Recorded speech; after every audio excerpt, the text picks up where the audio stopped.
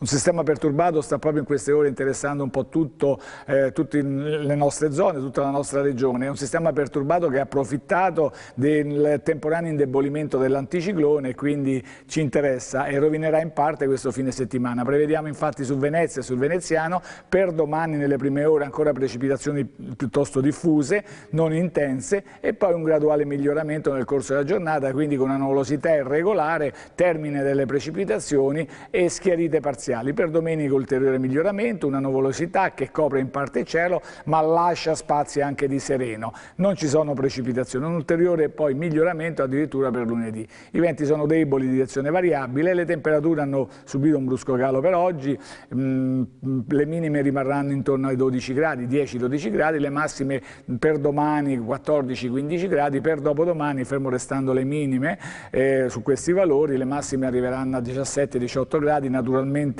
sulla costa, all'interno le temperature saranno maggiori. Per finire l'Alto Adriatico, per domani localmente mosso, per domenica poco mosso.